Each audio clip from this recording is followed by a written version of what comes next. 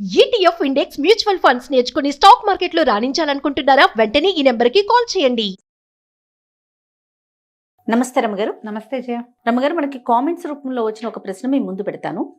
తలంటికి తిది వార నక్షత్రాలు చూసుకుంటామా? అలా చూసుకున్న ఆడవారికి కానీ మగవారు కానీ, అలాగే పిల్లలకి కూడా తలస్నానం తలంటి చేయించేటప్పుడు అవన్నీ చూసుకొని ఫాలో అవ్వాలి. ఎందుకంటే ఇవాళ రేపు అసలు అదేం ఫాలో అవ్వట్లే. నేను నా గురించి చెప్తాను. ఎప్పుడు ఆయిలీగా అనిపిస్తే ఆ రోజు తలస్నానం చేయటం వచ్చేయటం. కొన్ని పండుగలు పర్వదినాలప్పుడు ప్రత్యేకించి చెప్తారు, ఈరోజు ఆయిల్ పెట్టుకునే చేయాలి, ఈరోజు అసలు ఓన్లీ తల మీదే పోసుకోవాలి తప్ప ఆయిల్ పెట్టుకోకూడదు. అది మాత్రం ఫాలో అవుతాం తప్ప అదర్వైజ్ రెగ్యులర్గా ఎప్పుడు అనిపిస్తే అప్పుడే చేసేస్తున్నాం కదా. ఇట్లా నిజంగా ఇది ఫాలో అవ్వాలా? మన శాస్త్రం ఏం చెప్తా ఉంది? మన జీవన విధానాలు ప్రమాణాలు మారిపోయినాయి జయ. అవునండి. ఇదివరకు ఇప్పటిలాగా ఈ కాలంలో లాగా ఎంతసేపు నెత్తి తలలు రుద్దుకుంటూ ఉండటం, షాంపూలు వ్యవహారం ఇదివరకు ఏది లేదు. తలంటి పోసుకోవటము అంటే ఒక ప్రత్యేక, తల అంటుకోవటం వేరు, తలకి నీళ్లు పోసుకోవటం వేరు కదా. ఈ రెండిటికి డిఫరెన్స్ మొదట మనం తెలుసుకోవాలి. తల అంటుకోవటం అంటే నెత్తికి బాగా నూనె పట్టించి కాసేపు ఉండి ఒంటికి కూడా నూనె రాసుకుని అభ్యంగన స్నానం అంటారు.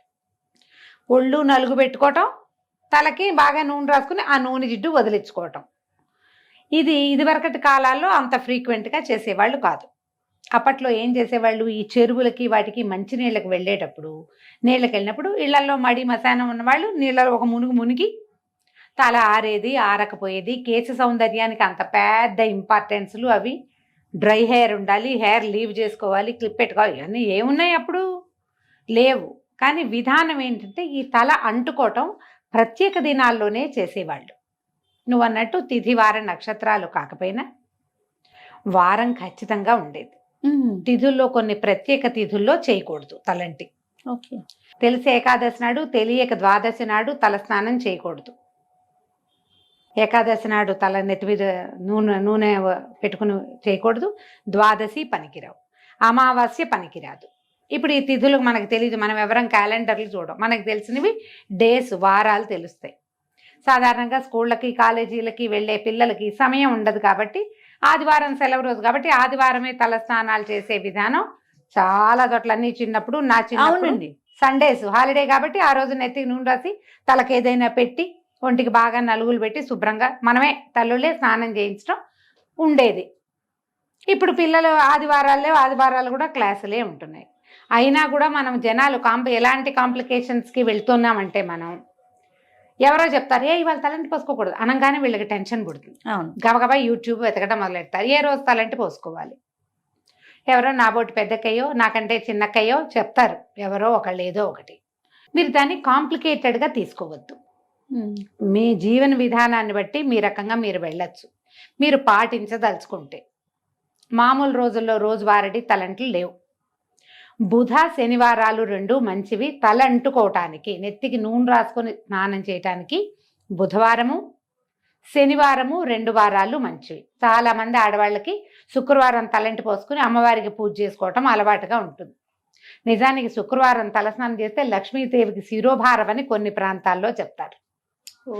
లక్ష్మీదేవికి శిరోభారం వస్తుంది, శుక్రవారం తలంటి పోసుకోకూడదు అని. పూజ చేసుకుంటాం కాబట్టి తలంటి పోసుకోకపోతే ఎలా అని కొంతమంది అడుగుతారు. మీ ఇష్టం, అందుకే చెప్తున్నా ఈ మాట. మీ అలవాటు, మీ ఇంట్లో పద్ధతి, మీ అత్తగారో అమ్మో చెప్తారు, ఫాలో.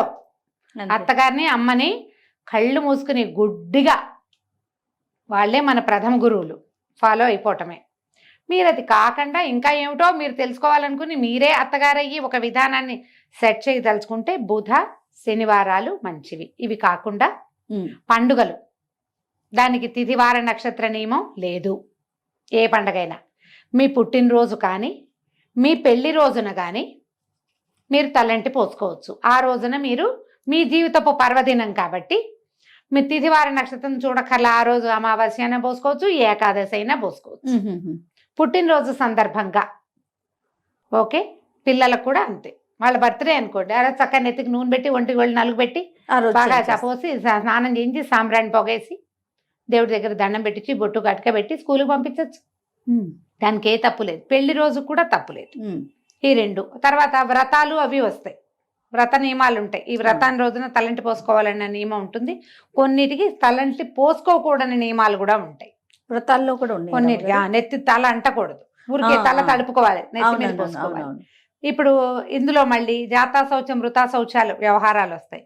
అప్పుడు ఎక్కడికైనా వెళ్ళకూడని చోటికి, అంటే అక్కడికి వెళ్ళి స్నానం చేయాలి మనం అనుకోండి, అప్పుడు నెత్తికి నూనె పెట్టుకోవటం లాంటి పనులు చేయకూడదు. వచ్చి డైరెక్ట్గా బాత్రూంలోకి వెళ్ళటం, బట్టల మీద నుంచే దిమ్మరించుకోవాలి. సచేల స్నానము అని చెప్తారు. ఎవరింటికైనా పలకరింపుకి 10 రోజుల లోపల కానీ అక్కడే భరణించిన సమయంలో కానీ మీరు వెళ్తే వచ్చాక ఇక బట్టలు విప్పి పక్కన పెట్టడం, మూల పెట్టడం ఏం లేదు. సచేల స్నానమే చేయాలి. నెత్తి మీద నుంచి బట్టలన్నీ తడిసిపోయేలాగానే స్నానం చేయాలి. అప్పుడు తిదివార నక్షత్ర నియమం లేదు, నెత్తి పోసుకోకూడదు కదా, అలా ఆలోచించకండి.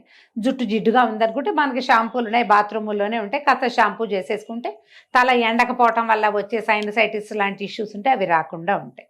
చిన్న పిల్లలు ఉన్నప్పుడు ముందు వారం అంతా కొద్దిగా నూనెలేవో పెడతాం, ఆదివారం చేసేయండి. మామూలుగా ఏంటంటే ఏం చెప్తారంటే ఆదివారం అంత మంచిది కాదు అంటారు.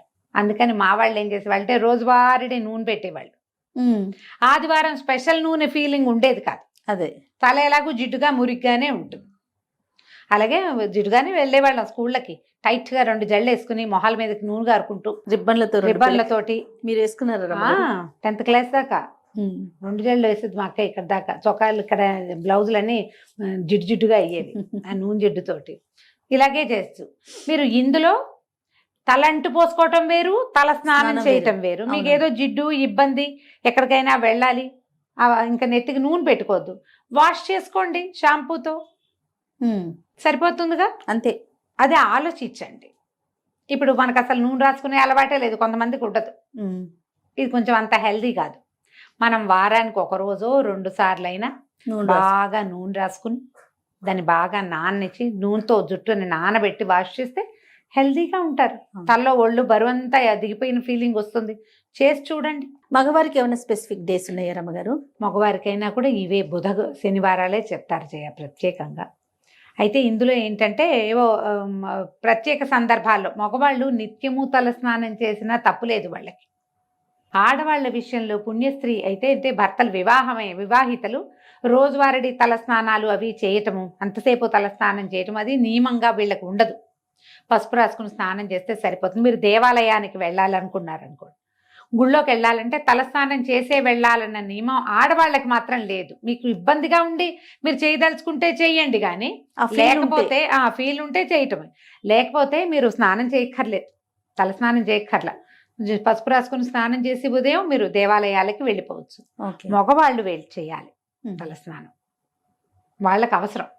కానీ స్త్రీలకి మాత్రం ఎక్కడా చెప్పరు ప్రత్యేకంగా. ఇంకా పిల్లల విషయంలో నేను ఒకటి విన్నాను రమ్మగారు, గతంలో కూడా ఒకసారి మీతో అన్నట్లున్నాను.